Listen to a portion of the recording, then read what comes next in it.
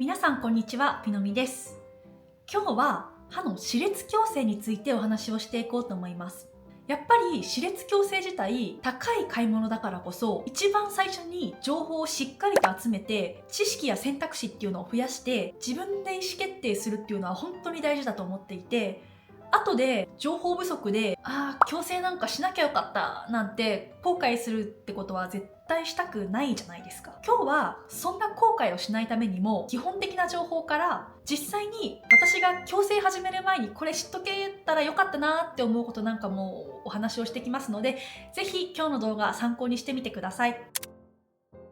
私自身マウスピース矯正をしてきたので、今日はそのマウスピース矯正を話を中心にしていきたいと思います。私自身ですね、小さい頃から歯並びはもうずっとコンプレックスを持っていて、特に上顎前頭痛、いわゆる出っ歯ですね、これにすごくコンプレックス持ってました。この写真見てほしいんですけど、前歯が出ていて口を閉じても前歯しまいきれてないし、やっぱり人に出っ歯を見られるのが本当に嫌で、口を開けて笑ったりするのも億劫で、コンプレックスそのものだったんですよ。下の歯もガチャガチャで、歯並びがいいとは程遠い見た目だったんですね。コンプレックスをこれ克服したいと思って、そこからお金をコツコツ貯めて歯列矯正始めたのが25歳からだったんです。ここからどのように実際矯正を行ってきたかっていうのを詳細を一緒に見ていこうと思います。マウスピース矯正って現在いろいろな種類があると思うんですよ。歯医者さんによっても取り扱っているものが違うので、本当に悩むことが多いかもしれません。私は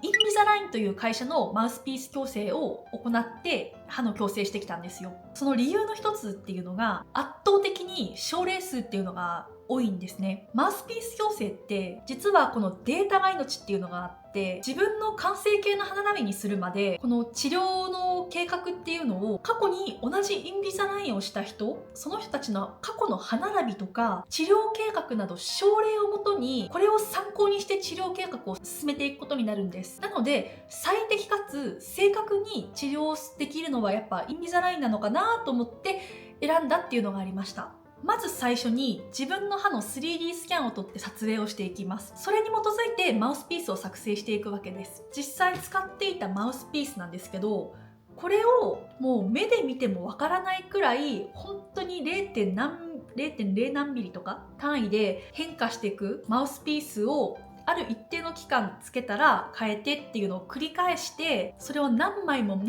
付け直して付け替えてで最終的にこの完成形の歯並びにしていくっていうのがマウスピース矯正なんですよ。やっぱりマウスピース矯正の一番大事なことっていうのが、一日のうちに決められた時間、この時間マウスピースをいかに装着しているかっていうのが鍵であって、もうこれに尽きると思います。もうこの装着時間守れないのであればマウスピース矯正選ばない方がいいって言っても過言じゃないと思います。私の場合は先生から1日20時間以上は装着してねって言われていて、この装着時間短かったりすると思うようにやっぱり歯が動いてくれないので、計画通り治療が進まなかったり、あと効果が出なかったり、治療期間も長引いてしまうっていうこともあり得るんですね。例えば1日3食ご飯を食べる人であれば、この残りの4時間で3食済ませる必要っていうのが出てくるわけなんですよ。飲み会とか会食とか入ったら結構厳しいですよね。でもそういう時は次の日長めに装着したりとかして、コツとかだんだんと容量もつかめてくるので、これは大丈夫だと思います。慣れてきます。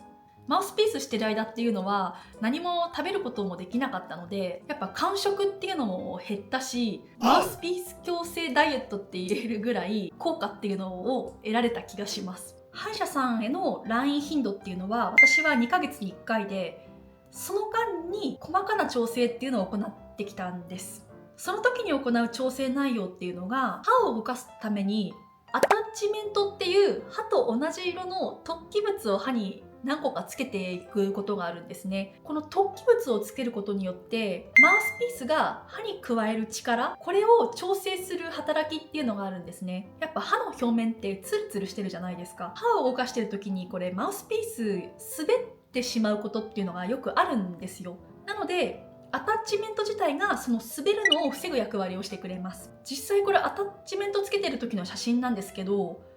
表面に凹凸がうっすら見えるくらいで、そこまで目立つものではありません。そのアタッチメントを治療計画に沿って位置を変えたりするっていうのを歯医者さんに行く時にやってたりしました。私はこの歯医者さんの指示に従って2週間に1回から10日に1回このマウスピースを変えていったんですけど、おそらく矯正期間中に使ったマウスピース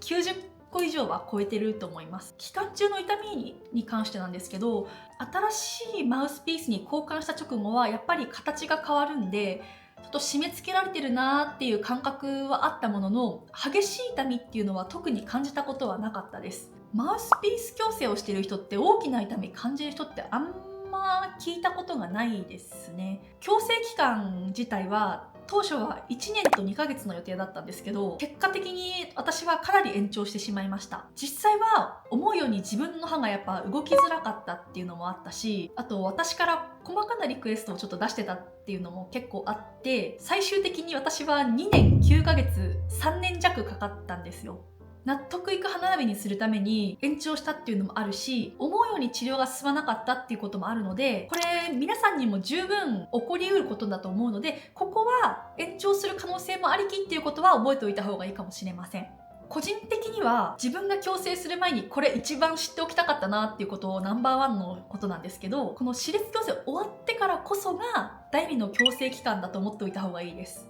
この矯正期間が終わった後がとっても大事なんです。ここから補定期間っていう期間に入るんです。もうこの期間が本当に大事で、補定とは矯正をし終わった歯並びが元に戻らないように綺麗な歯並びを固定することを言うんですね。これがもう本当に大事で、なんてかっていうと、歯って本当にあっという間に後戻りしてしまいます。もうね、想像しているよりもはるかに早くって、例えば歯列矯正終わった直後とか、ほんのもう数日で今まではめてた完成形のマウスピース、例えば数日間つけなかったとすると、あれなんかもうこのマウスピースはまらない、装着できない、痛いって感じるぐらい歯って動いてしまいます。補定期間は同じように私はこのマウスピースを使用してやってきたんですね。この補定用のマウスピースのことをリテーナーって言います。少なくとも自分の矯正期間、かかった期間かける2倍の期間、補定期間が必要と言われているんですね。なので私は2年9ヶ月矯正をしてきたので、そのかける2倍なので約2倍の5年半補定が必要だっていうことなんですよ。とは言っても歯ってやっぱ生き物というか常に動きやすいものにはなるので、私歯列矯正の期間終わってもうすでに6年経つんですけど、未だに寝る時にこのリテーナーをつけてこれを定期的に行っています。歯並び後戻りするとかって絶対にしたくないじゃないですか。そういった意味ではこの歯列矯正っていうのは半永久的に付き合う必要があるっていうのを心に留めておいた方がいいかもしれないです。治療費ですね、費用のことです。これは歯の 3D シミュレーションですね、行う見積もりが私は4万円で、歯列矯正費が96万円、そして矯正後に使うリテーナー費用ですね、これが2万円で合計102万円でした。これはワイヤー矯正よりもマウスピースの矯正の方が割高っていうのと、あと私の歯並び自体が比較的難易度が高かったので、病院が設定しているこの費用の上限に達したっていうのがあったっていうのがやっぱ大きかったと思います。決して安い金額ではないですよね。たまにこんな金額でできるのっていう金額設定で出してるとことかたまにあるじゃないですか。やっぱり安いには裏があると思っていて、これはあくまでも適用できる人が本当に一部である部分矯正の金額であったり、あとは悪質な場合は途中までの治療費しか含まれてなくって延長ありきの金額設定をしてるなんてところもあったりするんですね。やっぱり蓋を開けてみるとあったりします。なので最初のカウンセリングって無料にしているところがほとんどなので、そこでしっかりと確認していきましょう。最終的に自分の納得のいく歯並びにすることができて、今ではちゃんと人前でも笑えるし、やっぱ笑顔に自信が持てたっていうのがすごく大きいです。確かに高額ではあるんですけど、少しでも歯並びにコンプレックスを抱いていたり、歯並びを変えたいって思っている人は一日でも早く始めることを個人的にお勧めしたいです。いかがだったでしょうか？今日の動画少しでも参考になったよって方は高評価とチャンネル登録よろしくお願いします。それではまた皆さん次回お会いしましょう。またね